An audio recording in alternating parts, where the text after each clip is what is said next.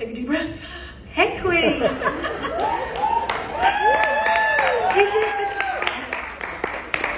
Wow, okay, so let's sit down. Go ahead and introduce yourself. And I see you carried many titles with this film. So introduce yourself and tell us what you did with the film. Well, my name is Venus Jones, and I'm an interdisciplinary spoken word artist. Some say a Renaissance woman, and as you can see, I did direct it, I produced it, I wrote it, and I used to be a professional voiceover, so I said, go or someone say somebody, and actually do the voiceover. But I earned it, I have to give a shout out to CCI. I don't know if anybody's representing it here, but they are the organization that I got a chance to make this dream come true with. I wanted this to be a children's book originally, but now I feel like God has something bigger and better for it. So I'm so grateful, and yes, I am just an old soul that's young at heart. Yeah. And I feel like I really don't like all the titles and stuff because I'm really just somebody trying to make a difference in the world. Well, I won't say that you're trying. I would say that you're doing, because this is a story that we've heard so long ago. You know, we know almost the children's book story of this, but you chose to twist it and create a message. And I know we spoke on the red carpet yesterday about a word that we both share, which is artivism. Yes, so artivism, and I see that in this film. Tell me why you chose this story. Yes, I totally believe in artivism. I've been helping other speakers and poets and other artists for a long time, for over 20 years, doing facilitation workshops through universities and colleges.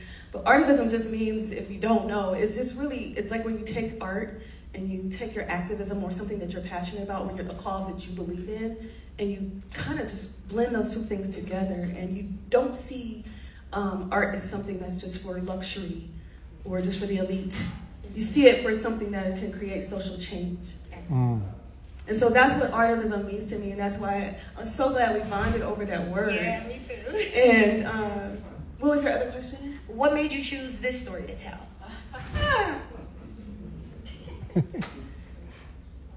Honestly, I want to see more original work greenlighted. But what I've seen, and this was almost like an experiment, because what I've seen is that a lot of the times we want to see the same stories told over and over again. So, like when I saw what was happening with Little Mermaid and how we always want to see ourselves, but I was like, okay, but what would happen with Little Red Riding Hood? So I said, okay, well, let me look at this cautionary tale, because right now in the Bay Area, this is a hub for human trafficking. I don't know if you all knew that. But unfortunately, California still ranks in the top 5 of all the states in America for human trafficking. And thank God, just recently, there's been a campaign in Oakland to try to decrease that more. And I knew it was a real deal when I go into the airport and you go in the stalls and you see, are you safe? You know? So yeah, it's real. And that was really my focus, and I'm working with Love Never Fails, which is a nonprofit. They also inspired me. Shout out to Vanessa Russell. We'll be actually doing another release in the area in January, which is Human Trafficking Awareness Month.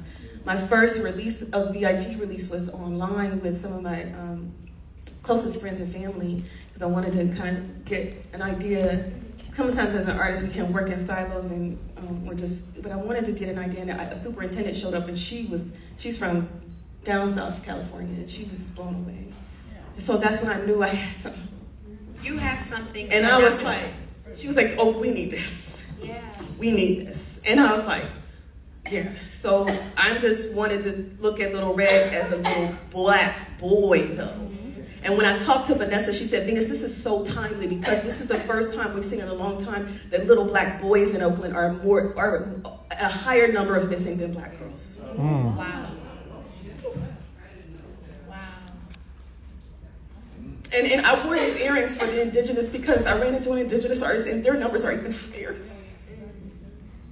That's why we need art like this. That's why we need platforms like this, so we can bring the art to the people, and we leave with, a message, and we leave with knowing that it's something that we all can do. There are a lot of big deals in our communities, and this is letting us know, hey, it's our job, it's our responsibility to point those big deals out. Thank you so much. And oh my gosh, and this production is when I was actually in creating this. I had an alternate ending to this film. But I was inspired by another artist who created a documentary called Reimagining Safety. And I knew that I had to do something. So my husband and I, we were up in the early morning trying to figure out how do I make this film, the ending of it, a little bit more speculative, because it is very important right now that we reimagine safety. And I don't know what y'all thought the ending meant. But originally it was all about, oh, everybody, let's just be happy for grandma, because it was kind of like my grandma, you know, is she an undercover detective? I'm not sure. But it was all about her and how she could help with a sting or bus, but then I changed it to, it's up to all of us. And what does that look like? Yeah. Well, before we Can we save our own communities? That part right there. Can we save our own communities? I do want to give the audience an opportunity to ask any questions. If anyone has a question they want to ask. Hey, I heard that. See, he loves it, and that's a baby boy over there. Oh, I do see one question. Yes, ma'am. Thank you for bringing this film. What are the plans for broader distribution? If there are people who are interested in it and want to see it, particularly in the Bay Area? Well, this is my first film, and it won Best Animation in Portugal, in another country other than my own. So clap up for that. Yes, for my first film, and I tried animation, which is one of the hardest. So what I want to answer your question is, I don't know yet. And that's why I'm in these festivals trying to learn more about this craft. And if there's other fellow filmmakers, please don't, I'll share as much as I know with you. I feel like you can learn something from a child. You can learn something from everybody, no matter who they are. So I share my knowledge, so I'm hoping someone will also share more knowledge with me about this distribution, because I'm still learning. But thank you for asking. We have one more question. Yes, ma'am. So what's next? What's next is me learning to be a better, this film has actually taught me, some of the best filmmakers are actually good fundraisers because filmmaking is very expensive. This is probably the most inexpensive animation made thanks to the grant, but also shout out to Matei Emmanuel in Nairobi, Kenya, who couldn't make it today, but he is my animator. Can we give a shout out for him? Because my husband is reporting for the audio. Matei, we love you.